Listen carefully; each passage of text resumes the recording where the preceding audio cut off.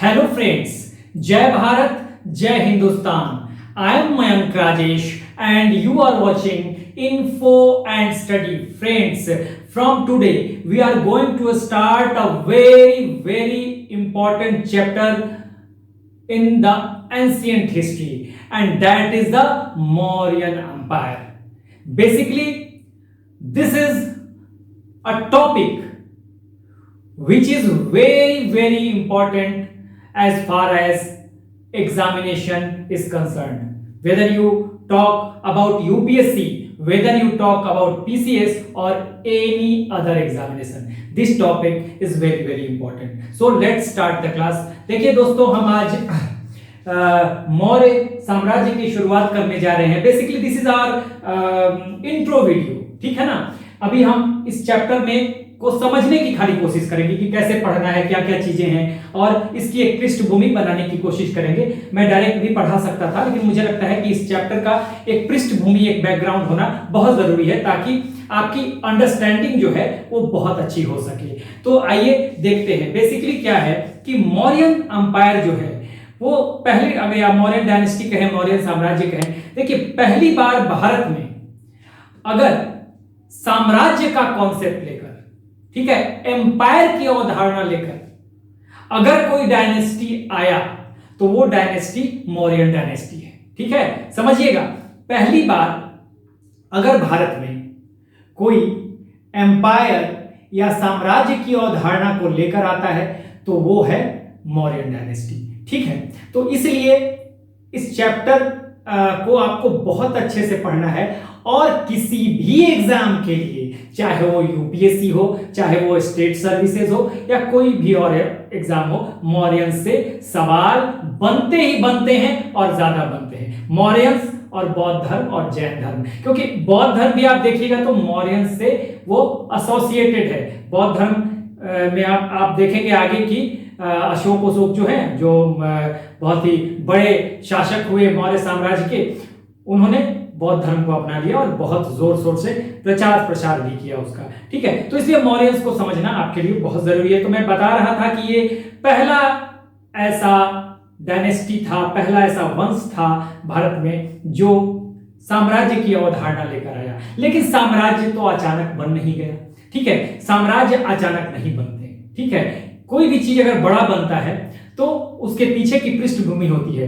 कोई चीज बहुत छोटे से स्टार्ट होता है और फिर जाकर वो बड़ा बनता है.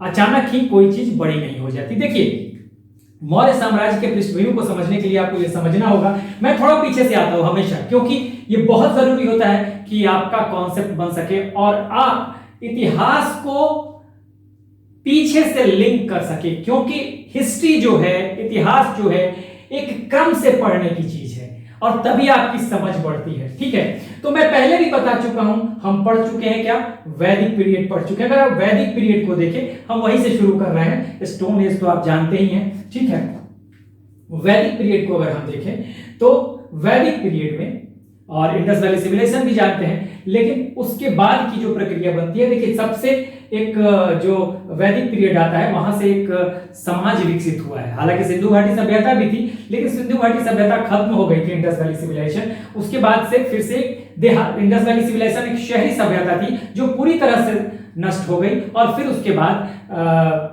वैदिक पीरियड की शुरुआत होती है. ठीक है, आर्यन कल्चर की शुरुआत होती है. तो यहां देखिए, मैंने बताया था कि वैदिक पीरियड का जो समय है वो 1500 टू 600 बीसी तक का है. अगर हम वैदिक पीरियड का पूरा समय लें, मैं यहां लिख रहा हूं, फिर मैं मिटा भी दूंगा. वैदिक पीरियड का जो समय है, वैदिक पीरियड का, वो है 1500 टू 600 बीसी. ठीक है, वीपी स्टैंड्स फॉर वैदिक पीरियड. ठीक है, यहां ईवीपी और आरवीपी, अर्ली वैदिक पीरियड या ऋग वैदिक पीरियड.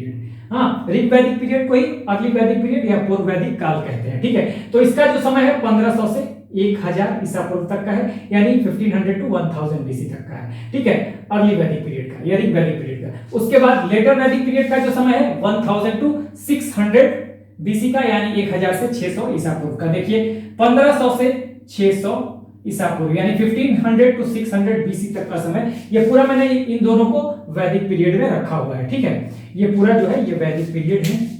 यहां से मैं इन्हें क्लिक कर देता हूं. ठीक है, ये अगर देखें तो ये पूरा जो है ये वैदिक पीरियड है, ठीक है। और ऐसे ही हमारा समाज बढ़ते जा रहा है, ठीक है। मैं अभी बताऊंगा आपको कैसे, ठीक है, और कैसे एक साम्राज्य बनता है, ठीक है। देखिए मैंने आपको पहले भी बताया है ये पूरा वैदिक पीरियड है, यानी इसका जो समय है 1500 से 600 बीसी का। अब देखिए जब वैदिक पीरियड है, जिस जो अर्ली वैदिक पीरियड है या ऋग वैदिक पीरियड है या पूर्व वैदिक काल है, जो 1500 से 1000 बीसी तक का है, उसमें सबसे बड़ी इकाई जो थी समाज की या राजनीति की, वो जन थी। और मैंने बार बार बताया है ये जन क्या था। देखिए जब वैदिक पीरियड की शुरुआत होती है तो वैदिक पीरियड के ओरिजिनेटर कौन थे? आर्यंस थे, मैंने बताया था। देखिए आप कहेंगे मैं मौर्यन पढ़ा रहा हूं, मैं आर्यंस में चला गया, क्योंकि यहीं से आपका लिंक बनता चला जाएगा और आपका कॉन्सेप्ट शानदार होता चला जाएगा, ठीक है। देखिए है क्या कि आर्यंस मैंने बताया था कि फेज में आए, अलग अलग कालखंड में आए, अलग अलग समूहों में आए, ठीक है, आर्यंस भारत में, ठीक है। और ये कबीलों के रूप में आए, यानी ये ट्राइबल ग्रुप में आए। हाँ, ट्राइबल लोगों का, हाँ, ट्राइबल ह्यूमन का एक ग्रुप होता था कबीला, और इन कबीलों का अलग अलग नाम है, जैसे भरत, अनु, ध्रुव, तुर्वस, इस तरह से नाम अलग अलग है। जब ये भारत में आते हैं तो यहाँ और भी कबीले हैं, आर्यों के कबीले, तो आर्य जो है वो अलग अलग समय पे आते रहे भारत में कबीलों के रूप में, हाँ, ये ट्राइबल ग्रुप के रूप में। और भारत में भी कुछ अनार्यों के कबीले हैं, जैसे भलानस, विषाणी, ये अनार्यों के कबीले हैं। तो पूरी तरह से कबीलाई समाज यहाँ पर पूर्व वैदिक काल का या ऋग वैदिक काल का है। और उसमें उस कबीलाई समाज को, एक मैंने बताया ना कि आर्य कबीले में, इसी कबीले को कहा जाता था जन। जैसे आप समझिए, यहां पर समझते जाइए, ठीक है ना। ये जो है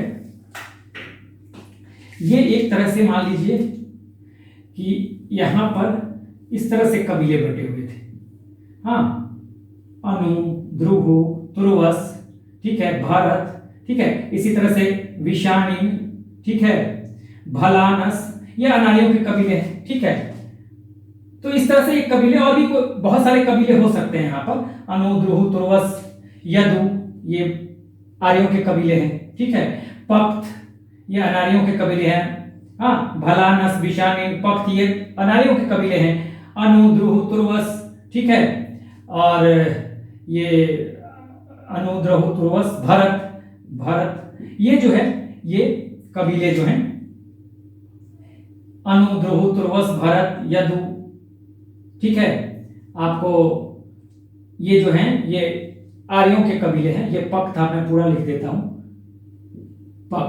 पक्त, ठीक है, इस तरह से मैंने कर दिया पक्त। तो ये जो है 1, 2 और 3, ये जो है तीनों, ये अनार्य कबीले हैं, ये आर्य कबीले। कहने का मतलब ये है कि कबीले हुआ करते थे उस समय पूर्व वैदिक काल में, और इसी कबीले को कहा जाता था जन।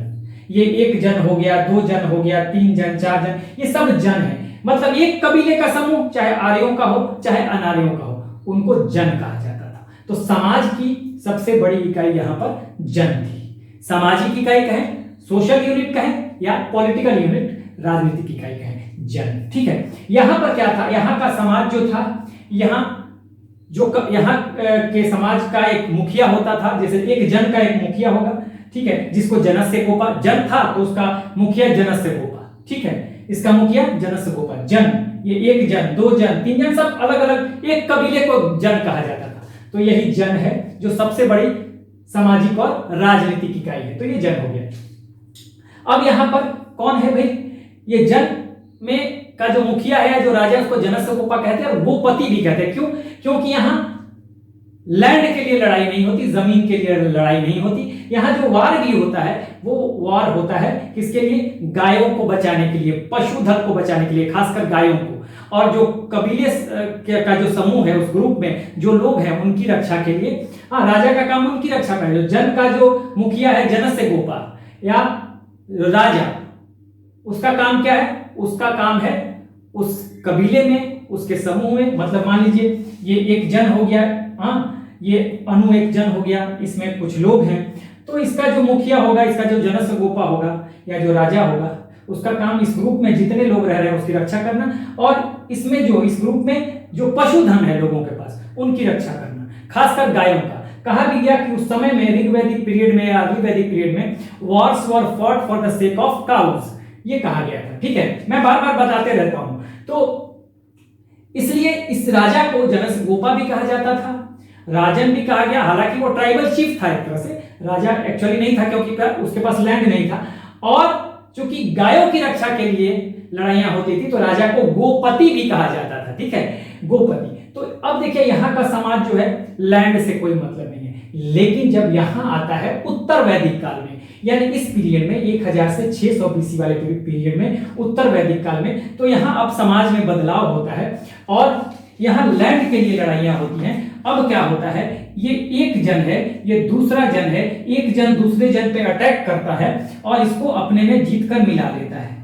ठीक है, या मान लीजिए कोई जन है, ये जन क्या करता है, यहाँ कोई लैंड है, हाँ जंगल है मान लीजिए, तो इस जंगल को लोहे की कुल्हाड़ी, क्योंकि इस समय उत्तर वैदिक काल में लोहे की जानकारी हो गई थी, तो लोहे की कुल्हाड़ी से लोगों ने जंगलों को साफ करना शुरू किया और साफ करके इस एरिया को मिला लिया, फिर यहाँ खेती करे, जो भी करे। ठीक है, तो ये भी इस तरह से भी इस क्षेत्र को बढ़ाया गया, यानी यहाँ क्षेत्र विस्तार होने लगा, जन और जन मिलने लगे, या जन जो फॉरेस्ट लैंड है उसको कैप्चर करने लगा। तो जन और जन मिले तो जनपद हो गया। ठीक है, अब देखिए ये थोड़ा मैंने बड़ा बना दिया है, जन से निकलकर ये जनपद हो गया। ठीक है, जन से निकलकर जनपद हो गया, ये जन था तो ये जनपद हो गया, जन था तो जनपद हो गया। कैसे, जन जन मिले जनपद हो गया। ठीक है, उसके बाद देखिए आगे, यहां पर देखिए आप कि जनपद के बाद आप जब 6th सेंचुरी बीसी में आते हैं, जिसे महान परिवर्तनों का काल कहा जाता है, तो 16 महाजनपद आपको मैंने बताए थे। अब ये महाजनपद कैसे बने, देखिए जैसे जन और जन मिलके जनपद बन गया, वैसे ही कई जनपद मिले और महाजनपद बन गया। इस तरह से 16 महाजनपद भारत, पाकिस्तान और अफगानिस्तान वाले एरिया में आपको दिखाई देंगे। यहां पर मैंने नहीं बनाया, फिर भी आप मैप में देख लीजिए, मैं आपको एक पिक्चर दिखा रहा हूं महाजनपदों का, आप देख लीजिए मैप में, उसके बाद फिर हम आगे की पढ़ाई करेंगे। देखिए आपके स्क्रीन पर आ रहा है महाजनपद। ठीक है, सारे महाजनपद आ रहे हैं आपके। ठीक है, जिसमें मगध होगा, इधर से कांधार और कंबोज होगा, कंबोज कांधार, फिर आपको सुरसेन होगा, पांचाल होगा। ठीक है, मैं थोड़ा सा मैं 1-2 लिखूंगा यहाँ पर, वैसे आप देख लीजिए इसको।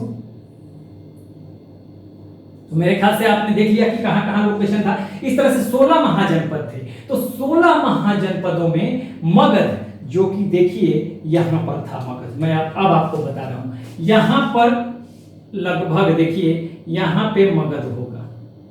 ठीक है, यहां पे मगध, अब देखिए यहां पे पांचाल है, यहां पे कौशल है। ठीक है, यहां पे कौशल है, फिर यहां पे मल्ल है और फिर वज्जी संघ है, मल है और वज्जी संघ है। यहां पे आपको फिर वत्स है, काशी है और ये मगध है बड़ा वाला, उसके बाद अंग है और यहीं पे अवंती है, यहीं पे अवंती है लगभग, थोड़ा सा अवंती, यहां पे अवंती है। इस तरह से ये इसमें मगध है। ठीक है ना, ये है पांचाल, फिर कौशल, फिर वज्जी, फिर मल्ल और फिर वज्जी, मल और वज्जी, पहले मल है फिर वज्जी है। उसी तरह से ये वत्स है। ठीक है, ये वत्स हो गया, वत्स के बाद ये काशी हो गया, ये मगध हो गया सबसे बड़ा वाला। ठीक है, ये मगध हो गया, ये गड़बड़ हो रहा है, देखिए मैं बना रहा हूं, जो जरूरत लायक है मैं बना देता हूं। पांचाल,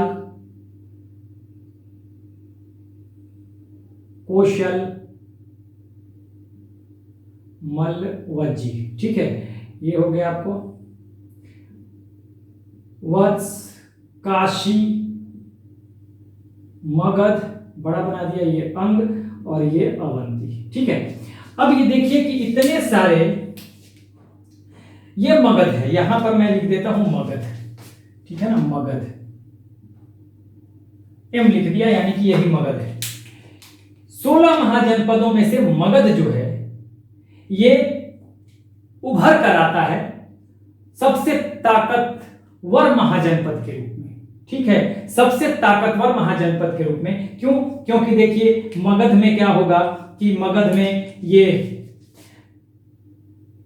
मगध के पास काशी भी आ जाएगा, ये अंग भी आ जाएगा, फिर ये कौशल भी आ जाएगा, ठीक है। कौशल के बाद ये वज्जी भी आ जाएगा, ठीक है, वज्जी संघ, ठीक है। और वज्जी के बाद ये वत्स और अवंती भी आ जाएगा। ऐसा करके धीरे धीरे मगध अपना एरिया बढ़ा लेगा, ठीक है ना। ये एरिया बढ़ गया मगध का। तो जब मगध का एरिया बढ़ गया, ठीक है ना, मगध का एरिया बढ़ा, 16 महाजनपदों में से मगध ने कई महाजनपदों पे, कौशल पे, अंग पे, काशी पे, अवंती पे, ठीक है, वत्स पे कंट्रोल कर लिया, और जिससे इसका क्षेत्र बढ़ा।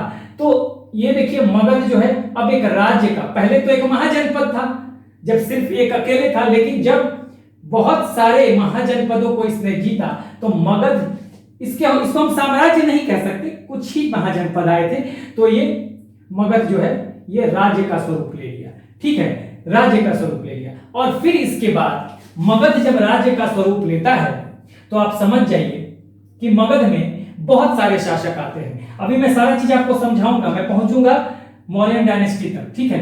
अब ये मगध जो है कई यहाँ पे शासक आएंगे और डायनेस्टी आएगी।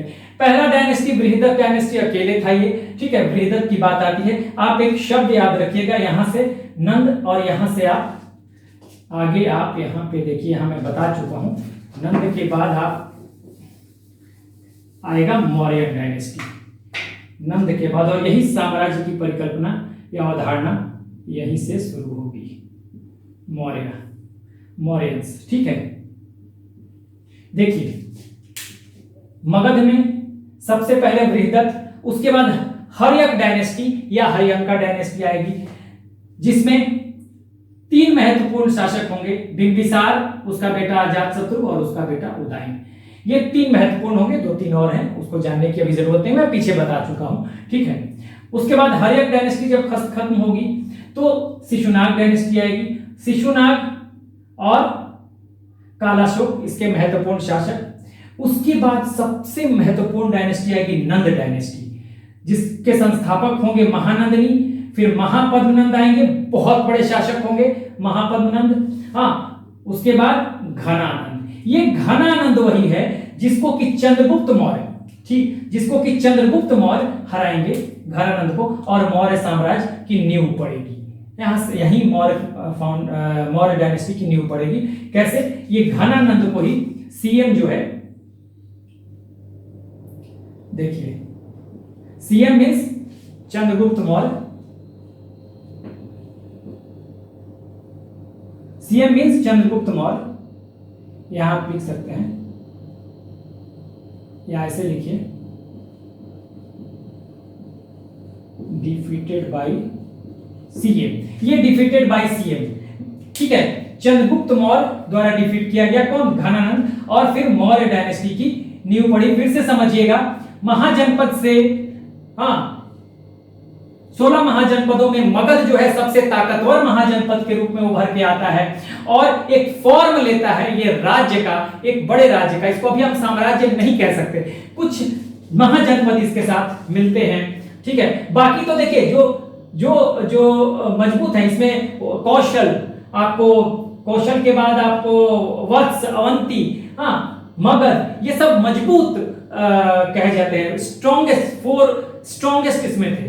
तो जब स्ट्रॉन्गेस्ट को इसने मिला लिया तो ऑटोमेटिक कुछ यहाँ पे जो कमजोर जो होंगे, सूरसेन, चेदी, वो सब ऑटोमेटिक अधीनता स्वीकार कर ही लेंगे। तो मगध शुरुआती दौर में इनको जीतता है और इस तरह से मगध का ये एरिया हो जाता है। देखिए किस तरह से मगध सिर्फ अब एक मगध नहीं रहता, इसमें कई महाजनपद शामिल हो जाते हैं और कई महाजनपदों के शामिल होने से मगध जो है अब एक बड़े राज्य का रूप ले लेता है, स्टेट का रूप ले लेता है। और यहीं पे बृहदत्त, हर्यक, बृहदत्त सबसे पहला शासक माना जाता है। हालांकि मेन जो मगध डायनेस्टी का फाउंडर माना जाता है वो मगध डायनेस्टी, अरे मगध वंश का जो पहला शासक, संस्थापक माना जाता है वो बिंबिसार को, पहला तो बृहदत्त ही था, लेकिन अगर वास्तविक संस्थापक देखा जाए तो ये बिंबिसार को माना जाता है, जिसने हर्यक डायनेस्टी की शुरुआत की थी, ठीक है। तो इसमें 3 महत्वपूर्ण शासक, हर्यक या हर्यंका, हर्यक या हर्यंका। उसके बाद शिशुनाग, ठीक है, शिशुनाग में दो शासक से सुनाग और कालाशोक, उसके बाद नंद आ जाएगा। नंद में महानंदनी, महापद्मनंद और घनानंद। इसी के समय अटैक होता है किसका? घनानंद जब शासक है तभी अटैक होगा किसका? सिकंदर का 326 बीसी में, यानी कि 326 ईसा पूर्व, यानी कि 326 बीसी में, अभी मैं बता रहा हूं। और इसी घनानंद को चंद्रगुप्त मौर्य हराएगा और मौर्य डायनेस्टी की शुरुआत हो जाएगी। और फिर यहीं से एक अंपायर की अवधारणा, एक साम्राज्य की अवधारणा शुरू हो जाएगी। ठीक है, साम्राज्य की अवधारणा कैसे शुरू होगी? लेकिन साम्राज्य भी एक बैक नहीं बना। जब ये चंद्रगुप्त मौर्य ने घनानंद को हराया तब ये बहुत बड़ा नहीं था। मैं आपको बता देता हूं, देखिए ये एक तरह से यहां पे समझिएगा, ये मैं आपको बता रहा हूं। देखिए ये जो है आप समझिएगा, ये इंडस नदी, इंडस के बाद ये झेलम, ठीक है, झेलम के बाद ये हो गया चेनाब, चेनाब के बाद रावी, और रावी के बाद ये सतलज, ये सतलज है, और यहीं से ये व्यास नदी निकली हुई है। ठीक है ना, ये व्यास, इस तरह से व्यास निकली हुई है, और ये सतलज हो गया। तो जो घनानंद है, ये घनानंद का जो साम्राज्य है, समझिएगा घनानंद का साम्राज्य यहां तक है, ये घनानंद का साम्राज्य है, ये सतलज तक समझ लीजिए।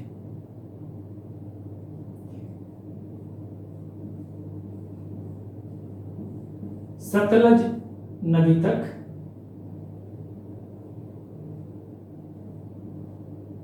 ये लगभग ये सतलज नदी जहां तक जा रही, थोड़ा और आगे होगा तो आप देख लीजिए कि सतलज नदी तक ही घनानंद का ये साम्राज्य है। तो ये घनानंद का साम्राज्य है, देख लीजिए। ठीक है, घनानंद का साम्राज्य है। आप एक बार एग्जैक्ट मैप में भी मैं आपको दिखा देता हूं, एग्जैक्ट मैप में भी देखिए घनानंद का साम्राज्य सतलज नदी तक है। तो जब चंद्रगुप्त मौर्य हराता है घनानंद को, तो ये उतना ही एरिया तो जीतेगा जितना घनानंद के पास होगा। ठीक है ना, घनानंद के पास होगा उतना एरिया जीतेगा। ठीक है, जब शासक बन जाएगा चंद्रगुप्त मौर्य, तो शासक बनने के बाद सेल्यूकस से इसकी लड़ाई होगी, सेल्यूकस से। ठीक है, सेल्यूकस से लड़ाई होगी, और सेल्यूकस से इसको एरिया जो मिलेगा वो एरिया आपको मिल जाएगा कहां तक का? ये आपको अफगानिस्तान तक ये जाएगा। देखिए ये क्योंकि हिंदू कुश तक इनका क्षेत्र था, और मुझे लगता है कि ये कांधार दे दिया था, कांधार और अफगानिस्तान का कुछ क्षेत्र एरिया, हेरात और पाकिस्तान का ये बलूचिस्तान वाला क्षेत्र जो है, ये सब सेल्यूकस निकेटर ने लड़ाई के बाद एक संधि हुई थी, वो आगे हम पढ़ेंगे।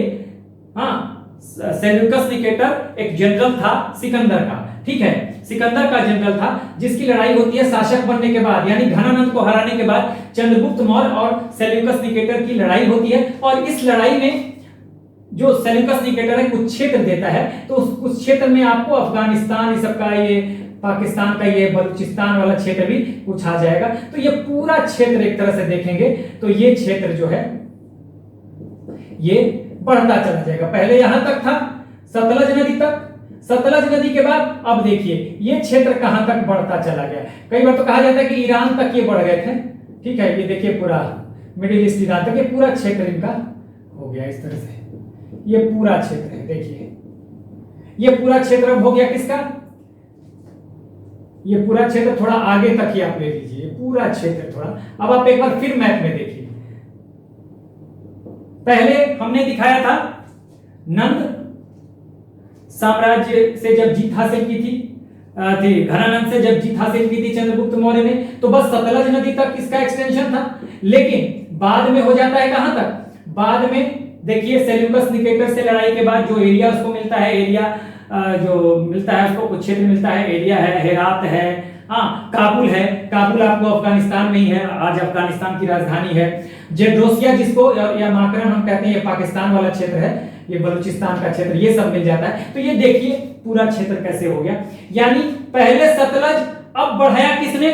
चंद्रगुप्त मौर्य ने। कहां तक? तो ये पूरा एरिया ले लिया। ठीक है, अब देखिए कैसे साम्राज्य, अखिल भारतीय साम्राज्य की अवधारणा यहां से निकलती चली जा रही है। अब यहां देखिए, अब आगे चंद्रगुप्त मौर्य के पास आएगा। अभी मैं बताऊंगा कि सिकंदर जब आता है क्यों, ये किस कारण से जो मौर्य साम्राज्य की जो फाउंडेशन हुई उसके पीछे और क्या कारण था।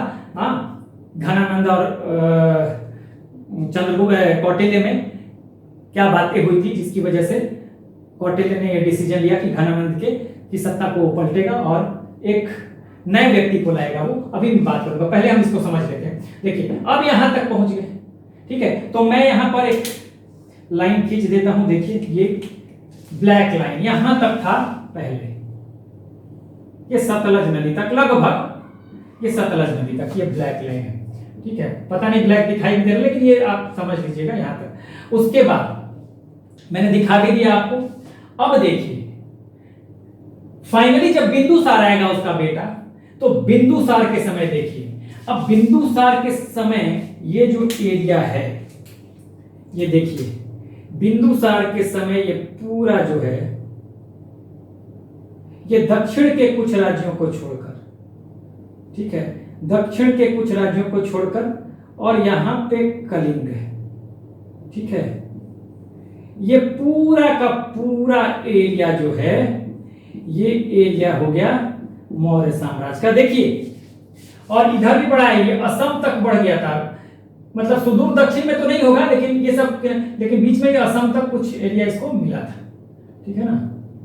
ये देखिए, अब देखिए, अब मैं आपको दिखाता हूं यहां तक, ये बिंदुसार के समय का है, ठीक है। ये एरिया छोड़ दीजिए, ये लगभग कलिंग का एरिया है, कलिंग, हाँ कलिंग में आज का उड़ीसा, ये लगभग कलिंग का एरिया है। अब देखिए इधर का ये थोड़ा सा छूट गया और ये थोड़ा सा कलिंग वाला एरिया छूट गया और इधर असम तक ये पहुंच गया है, ठीक है। और ये समय है बिंदुसार का, ठीक है। देखिए मैप में,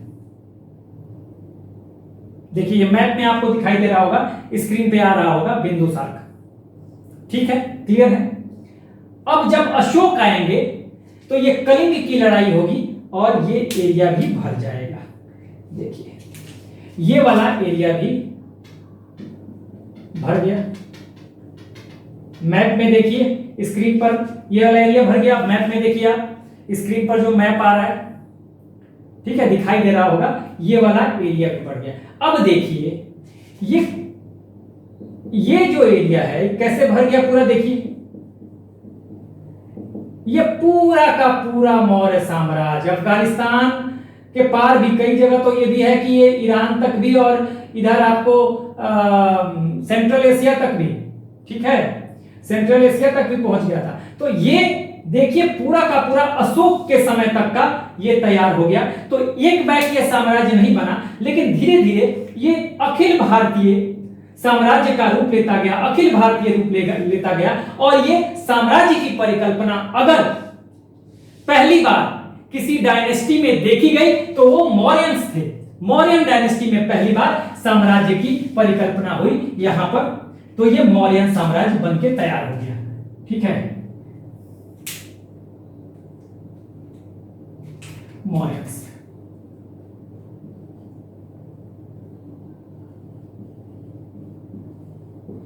मौर्यंस, तो ये मौर्यंस बनके, ये मौर्यंस पहली बार साम्राज्य या एम्पायर की अवधारणा लेकर आते हैं। तो इस तरह से आपने देखा कि पहले जन था, कई जन मिले तो जनपद हुआ, कई जनपद मिले तो महाजनपद हुआ।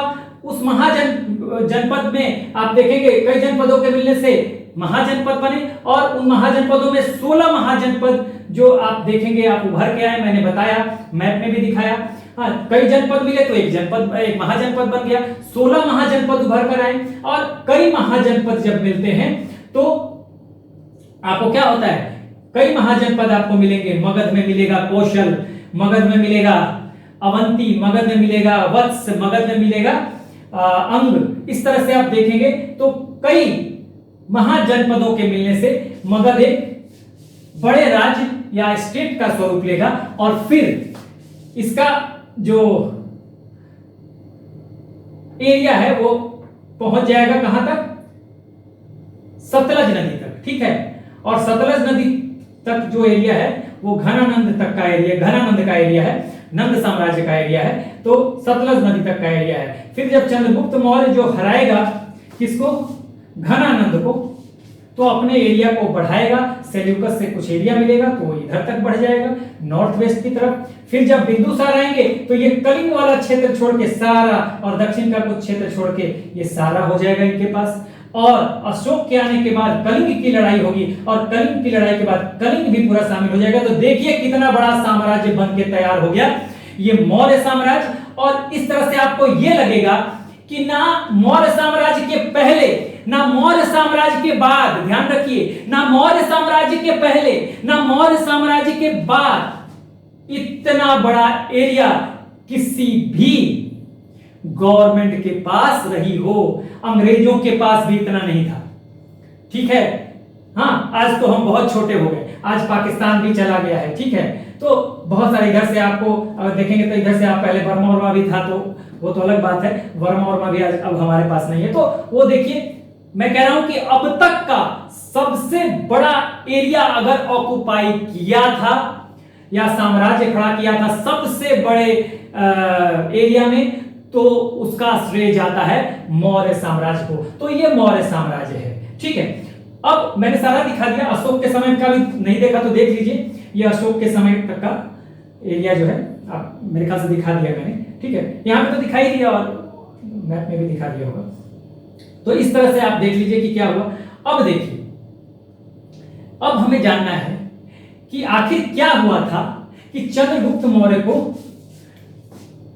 घनानंद को हराने की जरूरत पड़ी थी। देखिए, मैंने पहले जब पढ़ाया था सिकंदर का आक्रमण, वहां मैंने बताया था कि 326 बीसी में 326 बीसी में, ठीक है। एक बार फिर देख लीजिए, मैं एक नया मैप बना देता हूं ताकि आपको दिक्कत ना हो। ये मैप मैं एक और बना देता हूं, बस अब थोड़ा सा रह गया।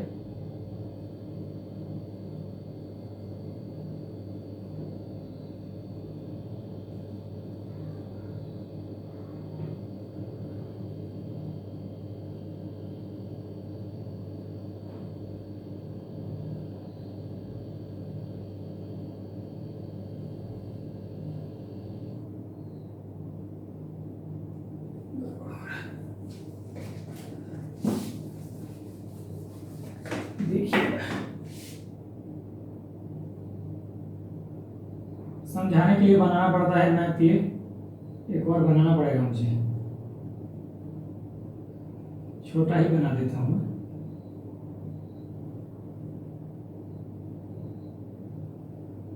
ये चलिए, छोटा मैप एक है लगभग, ठीक है ना, ये लगभग एक मैप है। ये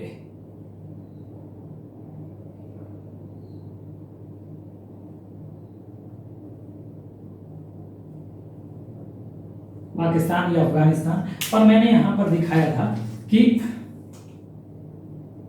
ये है इंडस, उसके बाद झेलम, चेनाब, सतलज और यहीं पे ये व्यास, ये व्यास ऐसे, ये व्यास, ठीक है। तो देखिए, ये व्यास नदी है ना, व्यास नदी। तो सिकंदर का 326 बीसी में आक्रमण होता है। सिकंदर का जब 326 बीसी में आक्रमण होता है तो आक्रमण के पहले चाणक्य को यानी विष्णुगुप्त को यानी कौटिल्य को यह जानकारी हो गई थी कि सिकंदर भारत पर आक्रमण करने वाला है। तो इस क्षेत्र पर जो घनानंद का शासन है, यहाँ पर सतलज तक का क्षेत्र मैंने बताया था लगभग, ये देखिए, ये जो क्षेत्र है ये सतलज तक का, यहां से मैं बता दूं, ये जो सतलज तक का क्षेत्र है,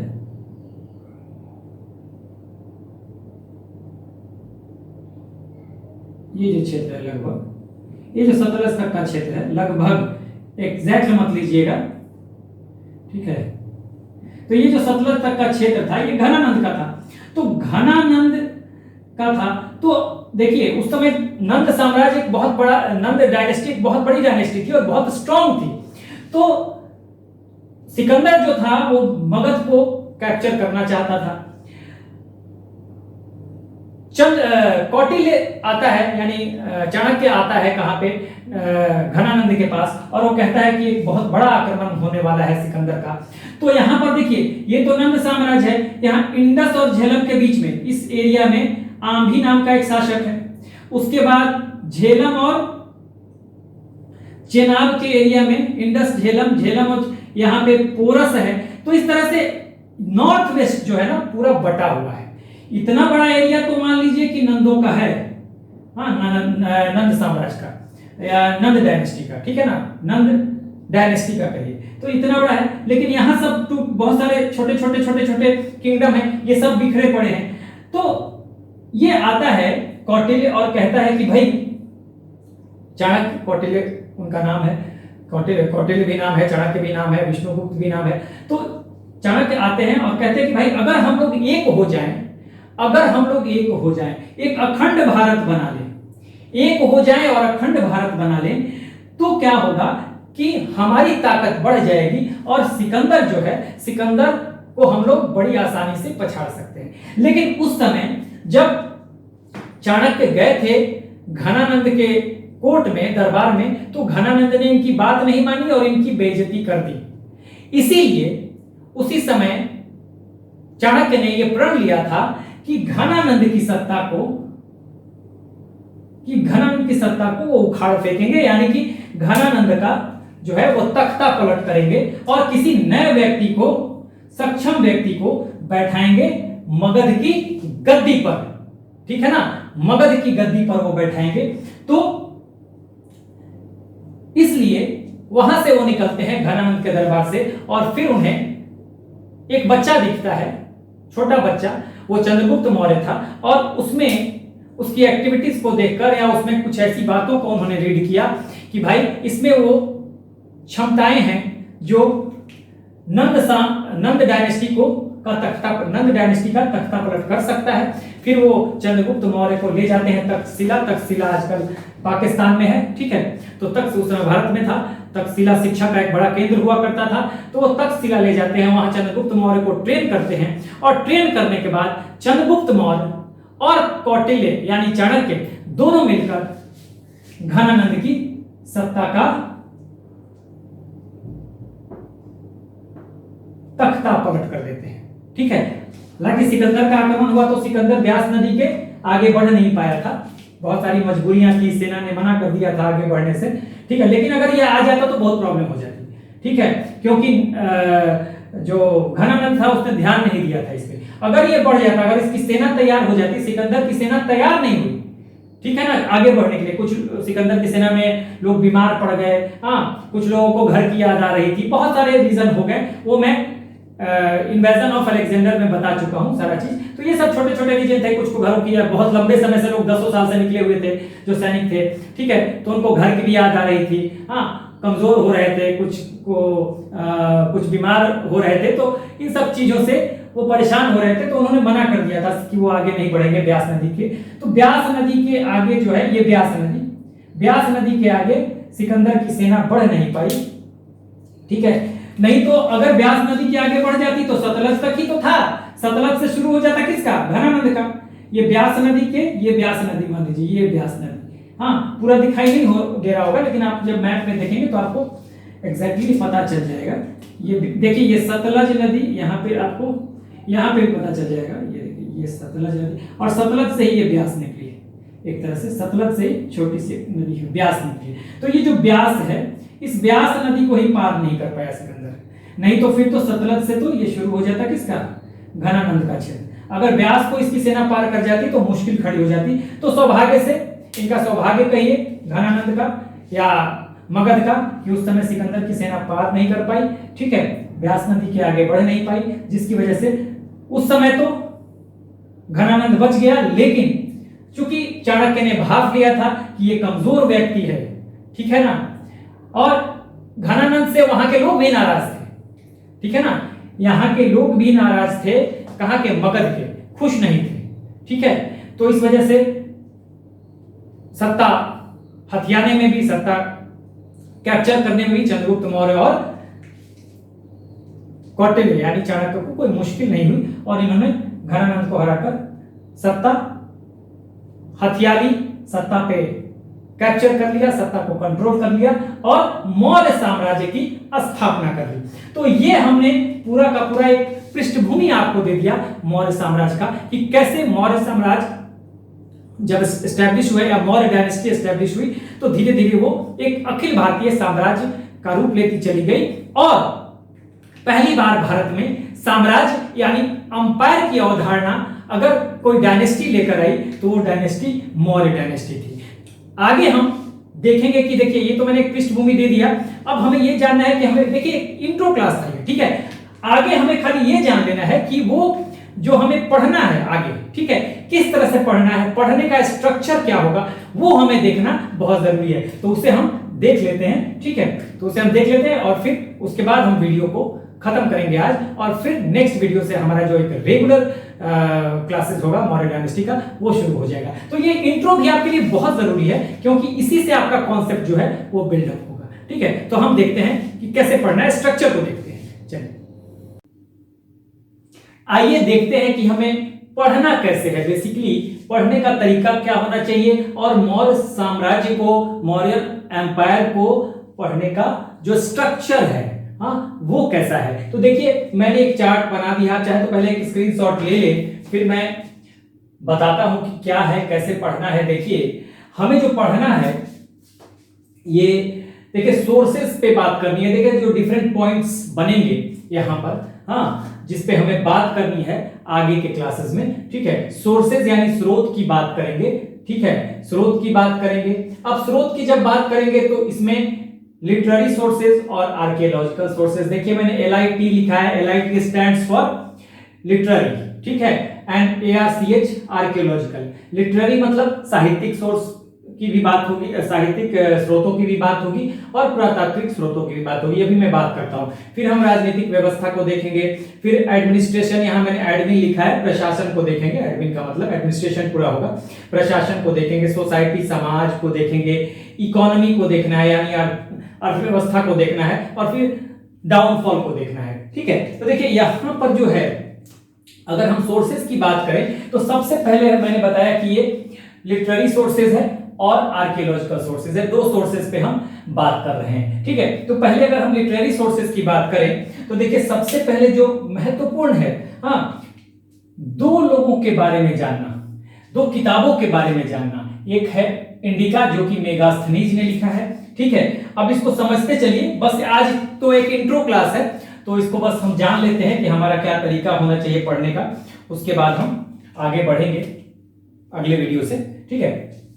तो लिटरेरी सोर्सेज में यानी साहित्यिक स्रोतों में इंडिका जो है, तो इंडिका को आपको अच्छे से पढ़ना है, ठीक है, जो कि मेगास्थनीज ने लिखा है। और मेगास्थनीज के बारे में मैं बताऊं कि सेल्यूकस निकेटर की चंद्रगुप्त मौर्य से लड़ाई होगी, ठीक है। तो उसके बाद चंद्रगुप्त मौर्य जो है के दरबार में ये आता है मेगास्थनीज, सेल्यूकस निकेटर द्वारा भेजा जाता है और ये यहाँ रहता है चंद्रगुप्त मौर्य के कोर्ट में। और फिर इसने यहाँ जो देखा है उसको लिखा है, इसने पाटलिपुत्र के बारे में बताया है, हाँ, पाटलिपुत्र के महल के बारे में उसको राजा प्रसाद कहते बताया है, और उसे काफी उसकी क्वालिटी को और उसे काफी भव्य बताया है। पाटलिपुत्र को इसने पोलीब्रोथा कहा है, पाटलिपुत्र को पोलीब्रोथा कहा है। तो मेगास्थनीज की जो इंडिका है उसमें राजनीतिक व्यवस्था की भी चर्चा है, उसमें आपको सामाजिक और अर्थव्यवस्था की भी चर्चा है, तो इसे हमें देखना पड़ेगा डिटेल में, ठीक है। हालांकि कुछ ऐसे चीज भी लिखे हैं, कुछ ऐसी बातें भी लिखी है मेगास्थनीज ने, जैसे यहाँ के लोगों को लिखना नहीं आता था, यहाँ दास व्यवस्था नहीं थी यानी स्लेव सिस्टम नहीं था, यहाँ दास नहीं होते थे भारत में।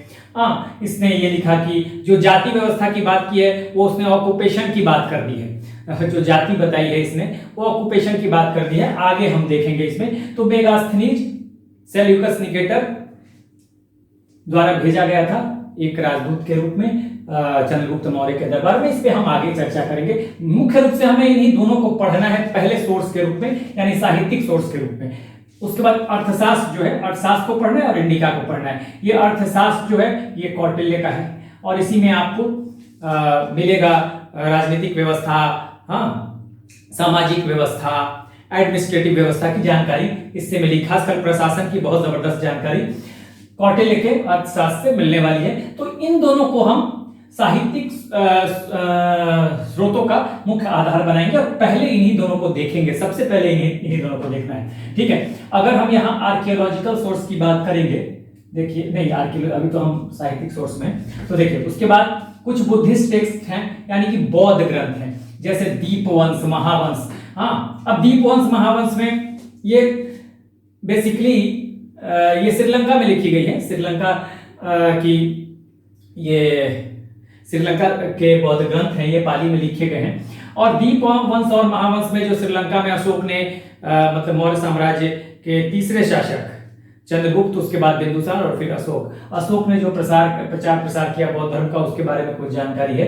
ठीक है, और शायद इसमें यह भी कहा गया है कि 99 भाइयों की हत्या की बात भी शायद दीप वंश और महावंश में है। ठीक है, वसंतप कासिनी जो है ये टीका है, यानी कमेंट है इसका, महावंश का। ठीक है ना, महावंश का कमेंट है वसंतप कासिनी। तो इसमें भी कुछ जानकारी मिलेगी, दिव्यदान में जानकारी मिलेगी। ठीक है, उसी तरह से आपको जैन टेक्स्ट है। ठीक है, यानी जैन ग्रंथ है। कल्पसूत्र है जो भद्रबाहु का है। परिशिष्ट पर्वन है जो हेमचंद्र का है। इससे भी हमें मौर्य साम्राज्य के रूप में मौर्य साम्राज्य के बारे में जानकारी मिलती है। पुराण जो है, पुराणों के बारे में हम बता सकते हैं कि ये ब्राह्मण ग्रंथ है। ठीक है, और पुराणों के बारे में हम बता सकते हैं कि हिंदू साहित्य है बेसिकली। ठीक है, और इनके बारे में हम कह सकते हैं कि पुराणों को जब मैंने पढ़ाया था तो उस समय वहां बताया था आपको कि पुराण जो होते हैं उसमें रिकॉर्ड होता है, genealogical records of the kingdoms. जो पुराने साम्राज्य थे, किंगडम्स थे, उनकी वंशावली होती है।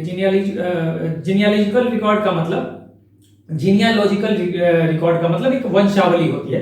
तो इसमें मौर्य साम्राज्य की भी वंशावली है। ठीक है, तो इससे जानकारी मिलती है। उसके बाद देखिए कथा सरित सागर सोमदेव का है, इससे जानकारी मिलेगी। बृहद कथा मंजरी क्षेमेंद्र का, इससे जानकारी मिलेगी। मुद्रा राक्षस विशाखा दत्त बहुत प्रसिद्ध नाटक है संस्कृत में, विशाखा दत्त द्वारा लिखा हुआ। ये मुद्रा राक्षस विशाखा दत्त द्वारा लिखा हुआ है। देखिए सब राइटर के नाम है। तो ये संस्कृत नाटक है, एक तरह से संस्कृत ड्रामा है, जिसमें यह है कि how Chandragupta Maurya and Kautilya dethroned the last Nanda ruler Ghanananda को इन्होंने कैसे घनानंद का तख्ता पलट किया, इसके बारे में मुद्रा राक्षस में जानकारी तो और भी है, मतलब कुछ चीजें मैं बता देता हूं। बाकी तो आपका आप जब पढ़ते रहेंगे आगे तो कहीं ना कहीं आपको कुछ ना कुछ मिलता रहेगा। ठीक है, राज तरंगनी है। कल्हड़ का यहाँ पे ये बताया गया है कि अशोक के समय मौर्य साम्राज्य जो है वो कश्मीर तक फैला हुआ था, इससे जानकारी मिलती है। और श्रीनगर को अशोक ने बसाया था। ठीक है, श्रीनगर को, तो ये मिलता है कल्हड़ के राज तरंगिनी से। वैसे ही बाण भट्ट का लिखा हुआ है हर्षचरित। ठीक है, बाण भट्ट हर्षवर्धन के समय में थे, तो हर्षवर्धन आप आगे पढ़ेंगे। ठीक है, तो हर्षवर्धन के समय में थे बाण भट्ट, जिन्होंने लिखा था हर्षचरित। हर्षवर्धन की जीवनी है होगी ये, हर्षचरित है। तो इसमें मौर्य साम्राज्य के पतन के बारे में, डाउनफॉल के बारे में कुछ बातें कही गई हैं। उसी तरह से कुछ चाइनीज पिलग्रिम्स थे, तीर्थयात्री थे। ये फाहियान और वेनसांग, इत्सिंग भी था, बाद में आया था इत्सिंग। तो फाहियान जो है ये आप देखेंगे कि जो चीनी यात्री हैं फाहियान और वेनसांग, ये लोग, तो ये देखिए फाहियान जो था ये आया था चंद्रगुप्त सेकंड के समय। ठीक है, चंद्रगुप्त सेकंड ये मौर्यन डायनेस्टी का नहीं है, आगे आप गुप्ता डायनेस्टी पढ़ेंगे, वहां आप चंद्रगुप्त सेकंड को पढ़ेंगे। ठीक है, तो चंद्रगुप्त सेकंड के समय फाहियान आया था। उसी तरह से वेनसांग आता है हर्षवर्धन के समय में। देखिए ये हर्षचरित जो लिखा है बाण भट्ट ने, ये बाण भट्ट हर्षवर्धन के समय ही था जिसने हर्षवर्धन की गाथा लिखी, हर्षचरित। ठीक है, तो हर्षवर्धन के समय ही आया था वेनसांग। वैसे ही इत्सिंग आया था चाइना से, जिसने, जो कि नालंदा विश्वविद्यालय में भी उसने कुछ वर्ष बिताए थे। तो इन लोगों से भी कुछ जानकारियां मिलती हैं। ठीक है, तो लिटरेरी सोर्सेज ये सब हैं। लेकिन लिटरेरी सोर्सेज में इसके अलावा आपको कुछ राइटर्स हैं, जैसे जस्टिन है, एस्ट्रेबो है, एपियानस है, जस्टिन, एस्ट्रेबो, एपियानस, एरियन, प्लूटार्क और प्लिनी रोमन राइटर है, बाकी ये यूनानी राइटर हैं, यानी ग्रीक राइटर हैं। तो इनसे भी बहुत सारी चीजों की जानकारी मिलेगी। जैसे प्लिनी बताएगा कि भाई आर्मी के बारे में, ठीक है, मिलिट्री के बारे में, मौर्यन डायनेस्टी के, मौर्यन साम्राज्य के या मौर्यंस के आर्मी के बारे में, मिलिट्री के बारे में, मिलिट्री स्ट्रेंथ क्या था उसके बारे में ये प्लिनी बताता है। ठीक है, तो ये सब कुछ राइटर्स हैं, जिसमें कुछ ये ज्यादातर आपको ग्रीक राइटर्स है, सिर्फ इसमें प्लिनी जो है ये रोमन राइटर है। तो प्रसिद्ध ये राइटर्स हैं। तो इन लोगों से भी कुछ जानकारी मिलती है। ठीक है, तो अगर हम साहित्यिक स्रोतों को देखें तो साहित्यिक स्रोतों में ये सब जो है ये आपको आपके लिए बड़ी महत्वपूर्ण होंगे। देखिए हमें जो पढ़ना है अभी, जो हम आगे के वीडियो में देखेंगे, तो हमारा जो टॉपिक होगा वो इंडिका और अर्थशास्त्री होगा, जिसको हमें डिटेल में पढ़ना है। ठीक है, डिटेल में पढ़ना है और पहले हम इसी से शुरुआत करेंगे। ये तो आगे जब चैप्टर बढ़ता जाएगा और इतिहास भी बढ़ता जाएगा तो आपको कहीं ना कहीं कुछ कुछ जानकारी मिलती जाएगी, और जहां मौर्य साम्राज्य में भी इनके बारे में कुछ महत्वपूर्ण बात बताई गई होगी तो वो आपको मिल ही जाएगा कि कथा सरित सागर में क्या लिखा हुआ है, या बृहत कथा मंजरी में क्या लिखा हुआ है मौर्य के बारे में। तो जो महत्वपूर्ण होगा वो कहीं ना कहीं आ जाएगा और आप उसको नोट डाउन करते चलेंगे। ठीक है, वैसे तो बहुत ऐसे साहित्य हैं जिसमें जानकारियां हैं, सारे साहित्यों को तो यहाँ पे लाया नहीं जा सकता। ठीक है, लेकिन कुछ महत्वपूर्ण साहित्यिक स्रोतों को मैंने यहाँ पर रख दिया है। ठीक है, और बाकी जो आता जाएगा वो हम देखते जाएंगे। तो हमें मेन पढ़ना है इंडिका और अर्थशास्त्र को, और ये हमें कहीं ना कहीं मिलता जाएगा। ठीक है, तो बाकी मैंने यहाँ लिख ही दिया है कि इससे जानकारी मिल रही है। बाकी जो थोड़ी बहुत छोटी छोटी जानकारियां होंगी वो हमें, जैसे कि मैंने बताया कि प्लिनी कह रहा है कि भाई उसके प्लिनी मौर्य साम्राज्य के या मौर्यंस के मिलिट्री स्ट्रेंथ के बारे में बताता है। ठीक है, वैसे ही हर्षचरित में इनके पतन के बारे में बताया गया। तो ये सब चीजें आपको मिलती रहेंगी कहीं ना कहीं। ठीक है, तो हमें इस पोर्शन को तो और इस पोर्शन को अलग से नहीं देखना है। ये जो है ये है, इसे अलग से नहीं देखना है ये पूरा। ठीक है, ये पूरा अलग से नहीं देखना है, कहीं ना कहीं कुछ ना कुछ जो इंपॉर्टेंट बातें होंगी आपको मिल जाएंगी। ठीक है, तो चैप्टर पढ़ते समय मिल जाएंगी और आगे इतिहास में मिल जाएंगी। हमें जो वीडियो करना है आगे या जो पढ़ना है डिटेल, हमें इंडिका और अर्थशास्त्र के बारे में पढ़ना है। तो ये हमारे पढ़ने का तरीका रहेगा।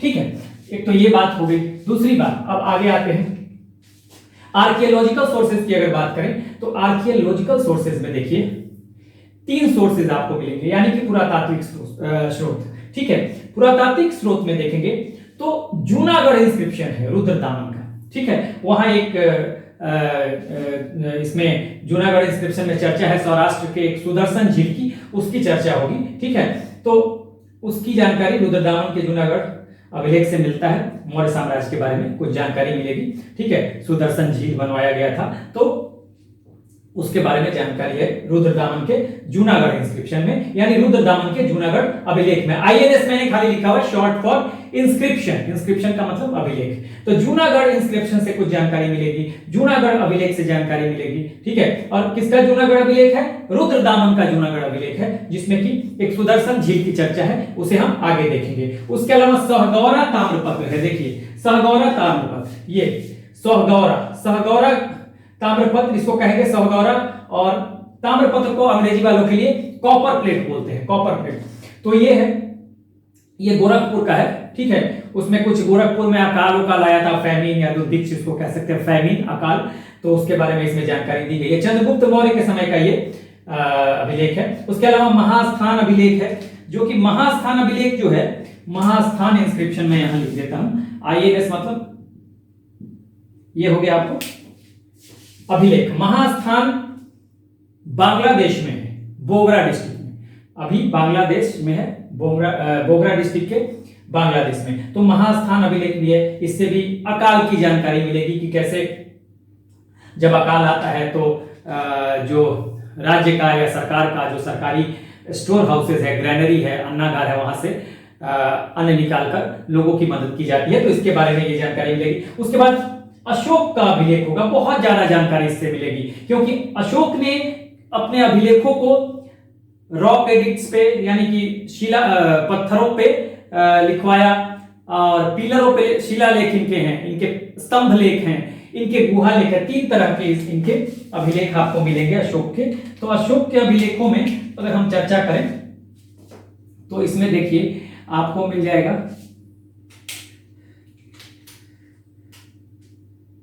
देखिए ये मिलेगा अशोक के अभिलेख में आपको रॉक पे मिलेंगे, पत्थरों पे मिलेंगे, रॉक इंस्क्रिप्शन मिलेगा, पिलरों पे मिलेंगे, स्तंभ इंस्क्रिप्शन, और केव, जिसको कि हिंदी में केव का मतलब गुफा और गुहा भी बोलते हैं। ठीक है, शिलालेख, स्तंभ लेख और गुहा लेख, ये अशोक के 3 तरह के इंस्क्रिप्शन मिलेंगे, यानी पत्थरों पर कुछ कुछ चीजें लिखवाई जाएंगी। हाँ, पिलरों पे स्तंभलेख का मतलब पिलर होगा, उस पर कुछ कुछ चीजें लिखी हुई मिलेंगी, अशोक ने लिखवाया है। ठीक है, आपको गुफाओं में कुछ कुछ लिखा हुआ मिलेगा, तो ये सब चीजें इंस्क्रिप्शन जो है अशोक की वो मिलेगी। तो जो हम इस पे डिटेल अध्ययन करने वाले हैं, डिटेल स्टडी करेंगे इस पे, ये तरीका है जो हमने बताया कि कैसे पढ़ना है, किस स्ट्रक्चर से पढ़ना है। अब हमारी लिटरेरी सोर्सेज हो गया, हमारी हो गई, हमने देख लिया कि लिटरेरी सोर्सेज को कैसे पढ़ना है और आर्कियोलॉजिकल सोर्सेज को कैसे पढ़ना है। ठीक है, तो आर्कियोलॉजिकल सोर्स देखिए, इस ये ने बता दिया कि ये तो हमें कहीं कहीं मिलता रहेगा, ये जो पोर्शन है ये कहीं कहीं मिलता रहेगा, हमें इसको डिटेल में पढ़ना है, हमें इसको डिटेल में पढ़ना है। ठीक है, तो सबसे पहले तो हम लिटरेरी सोर्सेज से ही शुरू करेंगे आगे आने वाले वीडियो में, इंडिका और अर्थशास्त्र से। ठीक है, अर्थशास्त्र और इंडिका से शुरू करेंगे, और उसके बाद देखिए हमारा जो दूसरा पॉइंट है वो राजनीतिक दशा यानी पॉलिटी के बारे में होगा। तो पॉलिटी के बारे में जो आप पढ़ेंगे, ठीक है, सबसे पहले तो चंद्रगुप्त मौर्य ने स्थापना की थी मौर्य साम्राज्य की 321 या 322 बीसीई, बिफोर कॉमन एरा, या आप उसको बीसी कहें, बिफोर क्राइस्ट कहें। ठीक है, उस समय ये स्टैब्लिश किया गया था, स्टैब्लिश किया गया था मौर्यन एम्पायर। स्टैब्लिश नहीं कहेंगे, फाउंडेड। ठीक है, मौर्यन एम्पायर वाज फाउंडेड इन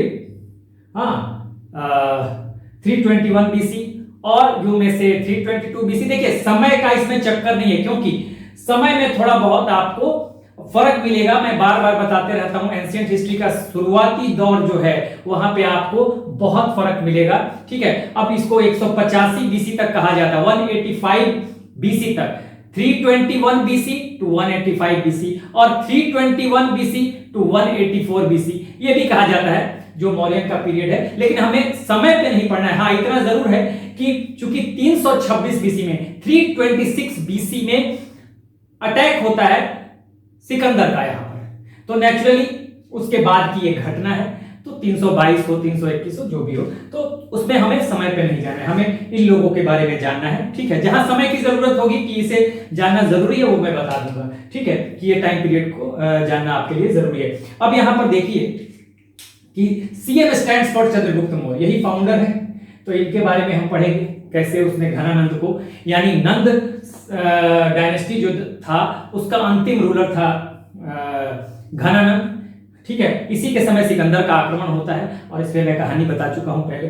ठीक है, तो घनानंद को हराएगा चंद्रगुप्त जो है, चंद्रगुप्त मौर्य, ये किसके मदद से, कौटिल्य, या उसको हम कहें, या उनको हम कहें चाणक्य, विष्णुगुप्त, जो भी कहें, तो उनकी मदद से हराएगा और फाउंड किया जाएगा मौर्यन एम्पायर। ठीक है, तो हम चंद्रगुप्त मौर्य के बारे में पढ़ेंगे, फिर उनके बेटे हैं बिंदुसार, इनके बारे में देखेंगे।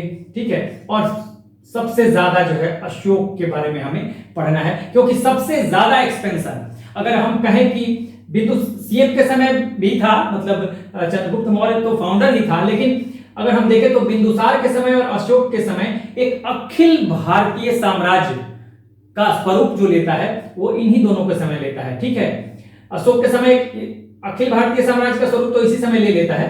ठीक है, लेकिन अशोक के समय, बिंदुसार के समय कलिंग बाकी था, अशोक के समय कलिंग भी शामिल कर लिया जाता है, कलिंग मतलब उड़ीसा, वो भी शामिल कर लिया जाता है। तो इन दोनों के समय अखिल भारतीय स्वरूप मिलेगा देखने के लिए आपको मौर्य साम्राज्य का। ठीक है, उसके बाद देखिए अशोक के बाद कुछ और शासक आएंगे, यहाँ डॉट डॉट है। ठीक है, यहाँ देखिए डॉट डॉट है, इस तरह से मैंने बनाया हुआ था, दशरथ, और देखिए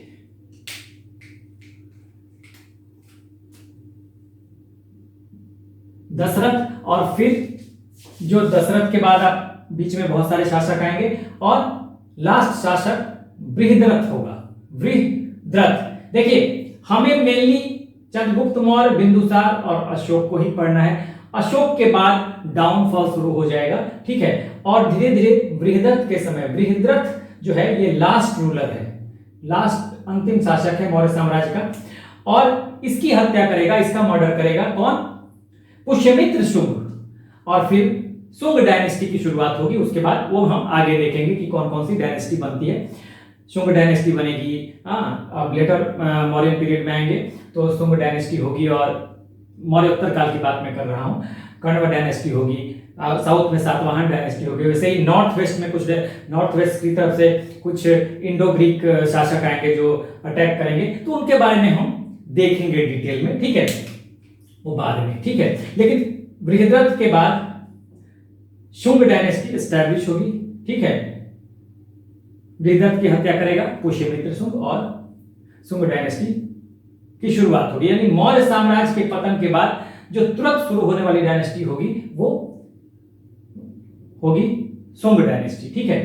तो हमें पढ़ना है मेनली चंद्रगुप्त मौर्य को, बिंदुसार को और अशोक को, इनके बारे में डिटेल पढ़ना है, ठीक है। और एक दो लाइन की कहीं कहीं जानकारी होगी दशरथ और बृहद्रथ के बारे में, वो ज्यादा नहीं, वो बता ही दिया कि बृहद्रथ जो है वो अंतिम शासक था। तो ये हमें पॉलिटी में देखना है। उसके बाद देखिए सबसे महत्वपूर्ण जो है ये एडमिनिस्ट्रेशन है, प्रशासन जो है ये सबसे महत्वपूर्ण है। मैं आपको बता रहा हूं प्रशासन दो तरह से था, C stands for central, P stands for provincial. Central का मतलब केंद्रीय शासन, मतलब पूरे देश का शासन, पूरे साम्राज्य का शासन, और प्रोविंशियल साम्राज्य जो प्रांतों में बांट दिया गया, तो प्रांतों का भी शासन है। जैसे अभी पूरे देश का शासन भारत का है और अलग अलग राज्य भी हैं, जैसे यूपी है, बिहार है, ठीक है, बंगाल है, तो अलग अलग राज्य भी हैं, उनका शासन अलग है।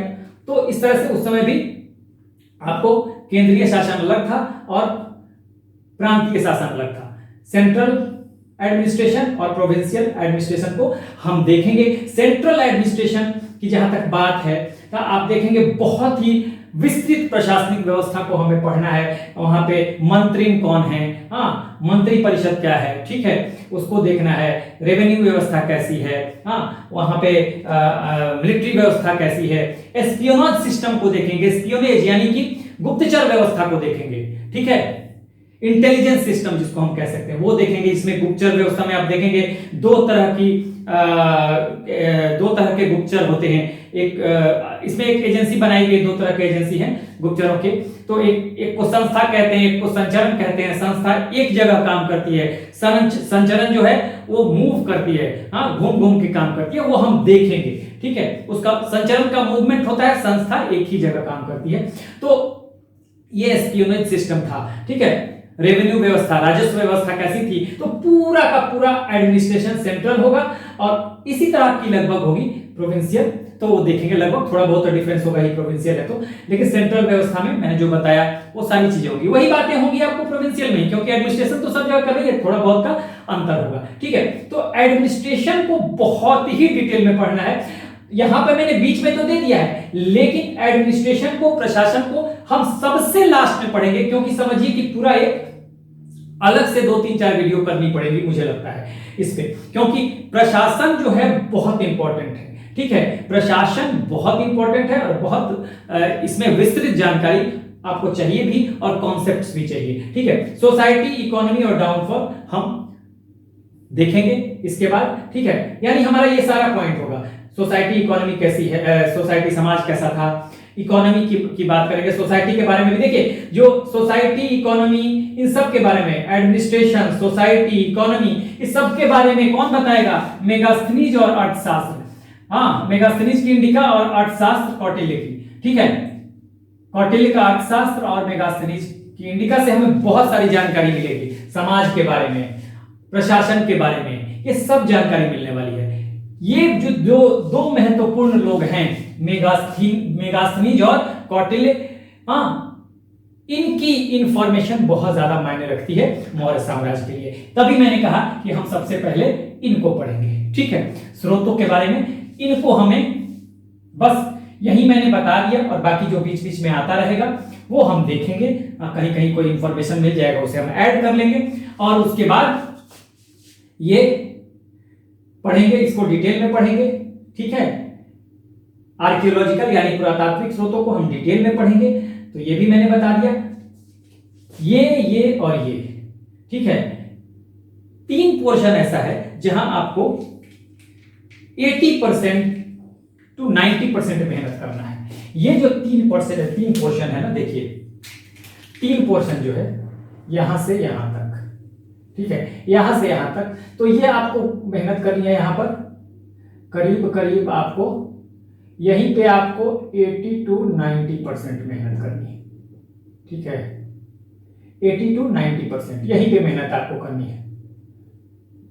सवाल इन्हीं से बनते हैं ज्यादा, 80 to 90%। और बाकी यहां जो है ना, यहां पे आपको मेहनत करनी है 10 to 20%।